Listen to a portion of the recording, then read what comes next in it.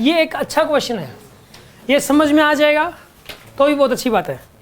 सुन अब यहाँ पर देखो, इस वाले क्वेश्चन में ऐसा करते हैं, देखो आप इस वाले क्वेश्चन में है क्या, पहले तो समझते हैं इस क्वेश्चन को।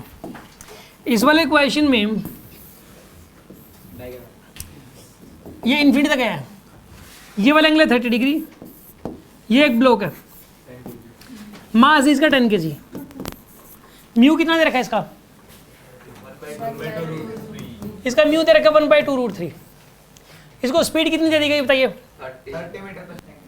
इसको स्पीड दे दी गई है 30 मीटर पर सेकंड, ये इसकी स्पीड है 30 मीटर पर सेकंड। इसके अंदर ये बताना है कि time to reach again at bottom, ये ऊपर जाएगा और ऊपर जाके नीचे आएगा, आपको ये बताना है कि टोटल टाइम कितना लगेगा। ठीक है, पहली बात।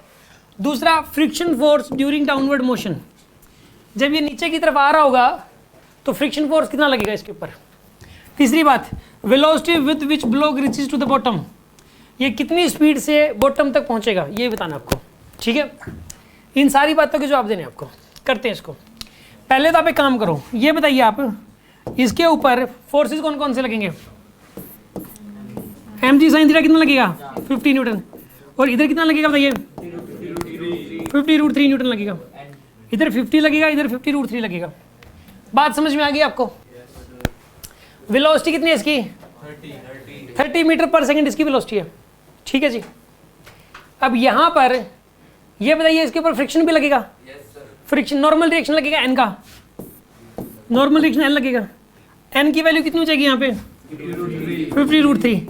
अब एफएस मैक्स कितना आएगा बताइए इस केस के अंदर, म्यू इंटू एन के बराबर। म्यू कितना है यहाँ पे 1/2√3, और नॉर्मल रिएक्शन कितना है 50√3। √3 से √3 गया, कितना आएगा यहाँ पर ये फ्रिक्शन फोर्स लगेगा मैक्सिमम 25।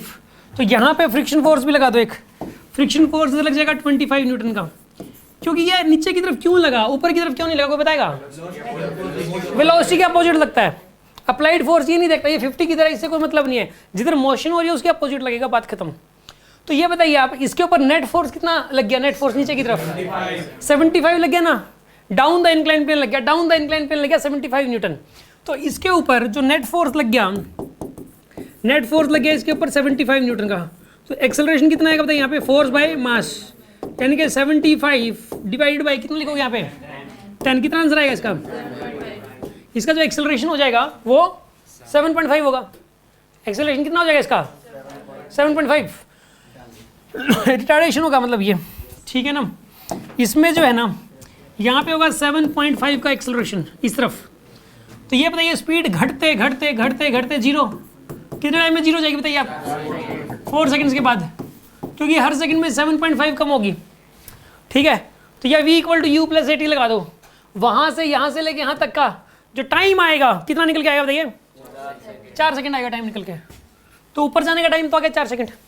अब नीचे आने का टाइम जरूरी नहीं है कि 4 सेकंड्स ही होगा, क्योंकि यार अब फ्रिक्शन की डायरेक्शन अलग होगी। ऊपर जाते वक्त फ्रिक्शन लगा था नीचे, अब नीचे आते वक्त फ्रिक्शन लगेगा ऊपर। अब फ्रिक्शन फोर्स ऊपर लगेगा तो इसमें एक्सेलरेशन नीचे की तरफ अलग हो जाएगा, वो एक्सेलरेशन निकालना पड़ेगा।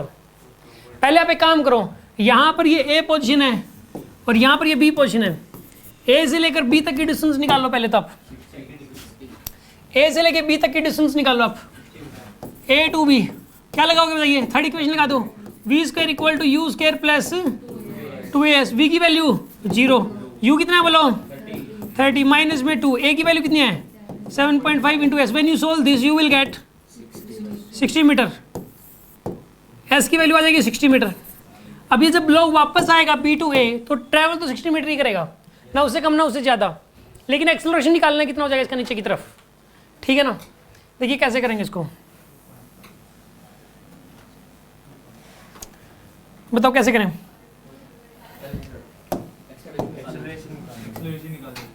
इसका ना नीचे की तरफ फोर्स कितना लगेगा बताइए, एक तो ये लगेगा 50 न्यूटन, ये 50 न्यूटन क्या है mg sin थीटा। फ्रिक्शन कितना लगेगा बोलो, इसमें जो फ्रिक्शन लगेगा वो 25 न्यूटन लगेगा ऊपर की तरफ। तो नीचे की तरफ नेट फोर्स कितना हो जाएगा बताइए, नेट फोर्स हो जाएगा 25 न्यूटन। तो एक्सेलरेशन कितना आएगा बताइए इसका, फोर्स बाय मास 25/10, यानी कि 2.5 का एक्सेलरेशन हो जाएगा। हाँ जी, कितना एक्सेलरेशन हो जाएगा इसका बोलो किस तरफ होगा ये? नीचे की तरफ 2.5 का एक्सेलरेशन होगा ही नहीं होगा? अब सुनो, अब यहां से लेके यहां तक सेकंड इक्वेशन लगा दो, s is equal to ut plus half a t square. U की वैल्यू कितनी आएगी यहाँ पे? 0। एक्सेलरेशन कितना आएगा इसका? 2.5 और टाइम का स्क्वायर तो निकालना है, और s की कितना है? s की वैल्यू 60। जब आप इसको सॉल्व करोगे कितना आंसर आएगा? 4√3 बनेगा। टाइम की वैल्यू कितनी आएगी यहाँ पे? 4√3 सेकंड आएगा। मतलब ये हुआ कि 4 सेकंड तो ऊपर जाने के और 4√3 सेकंड नीचे आने के, तो 4 + 4√3 आएगा आंसर। तो टाइम तो ये आ गया। Friction force during the downward motion कितना आएगा यहाँ पे? 25। Velocity with which the block reaches to the bottom. Third equation लगा दो यहां से लेके यहां तक, ठीक है ना? थर्ड इक्वेशन लगा दो, v square is equals to u square plus 2s। v तो निकालना है, u की वैल्यू 0, a की वैल्यू कितनी आ जाएगी यहाँ पे, और s की वैल्यू सोल्व करो कितना बनेगा? 10√3। समझ में आ गया होगा आपको ये? ठीक है भाई।